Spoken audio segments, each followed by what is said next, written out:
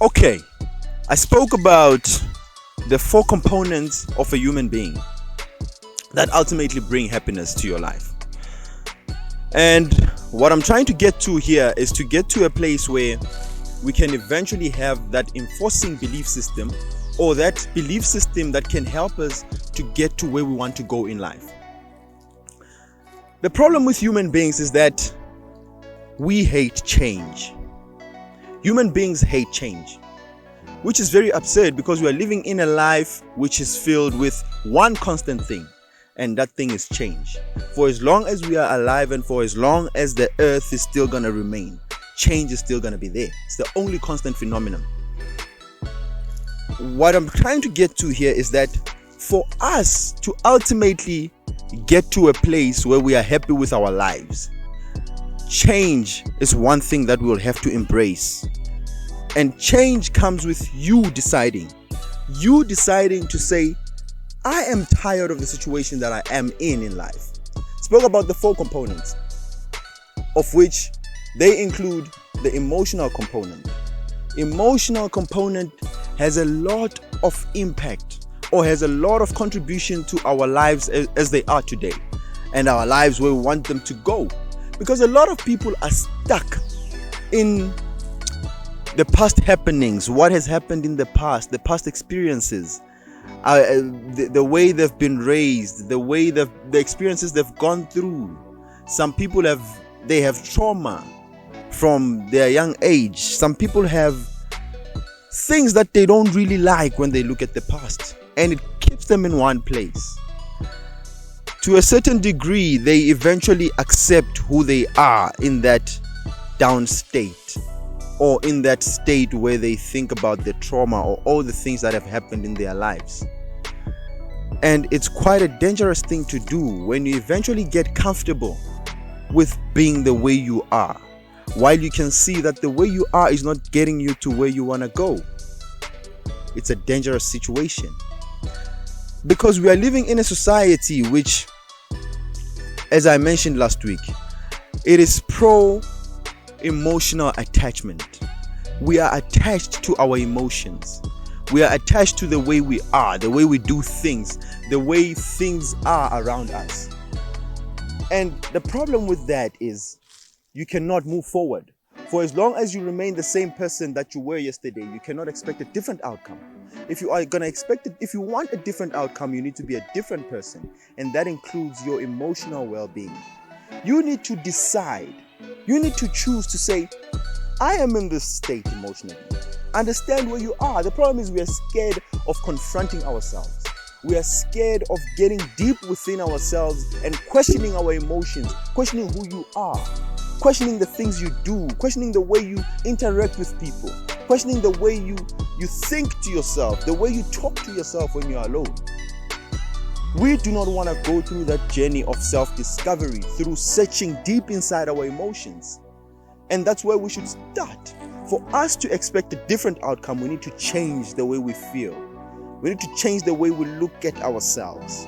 The way you are when you are alone, sitting down in your room, wherever you are, alone looking at the mirror. That person that you see, if you are gonna go straight deep into that person and ask that person, how do you feel today?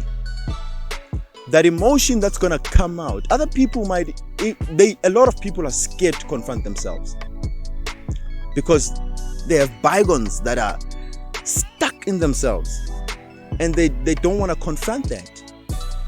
And unfortunately, it's a sad reality to know that for as long as you are trapped in your emotions, you cannot expect a different or a better outcome for the future or even for the present. So you need to know that this is really affecting you.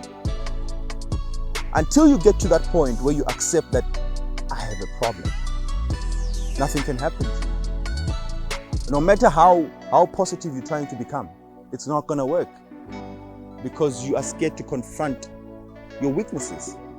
So you eventually have to get to a place where you say, I'm really weak, but I can change. And when you decide to change, then nothing can stop you. But the most important thing is you must get down within yourself, understand your emotions, understand the way you relate with other people, and then decide to change. But then now, how do you change your emotional state? It works hand in hand with your physical state.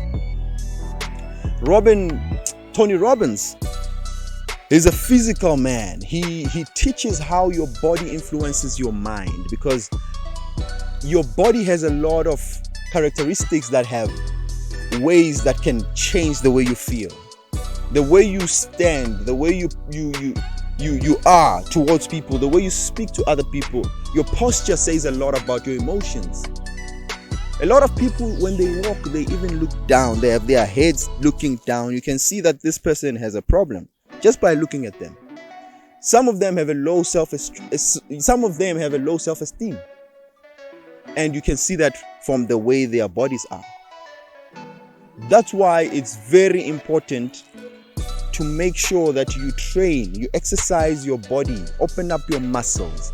One way that can help you to change the way you feel is by changing the way you are physically.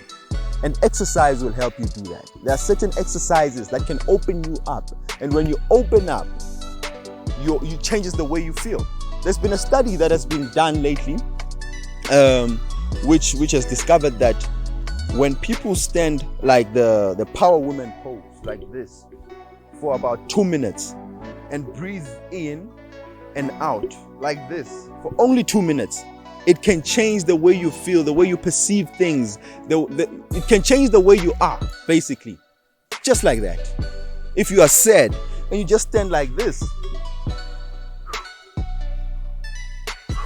for 2 minutes, after 2 minutes, you feel like there's nothing that can stop you. So I'm only going to focus on these 2 points today. I'm going to explore on how you can change the way you think, your intellectual component, which can affect your physical component and your emotional component. And at the end, I'm going to seal it down when it gets to the spiritual component, because all of these things are very important, but there's something that needs to happen on all of them. That thing is change. Only change can ultimately get you to where you want to go in life. And before you know it, you have developed a new belief system for your life. It's a bit complicated, it's a bit connected. But next week, I'm going to be cracking it down and finishing the whole concept of change and how it can help you achieve what you want to achieve in life. It's finished.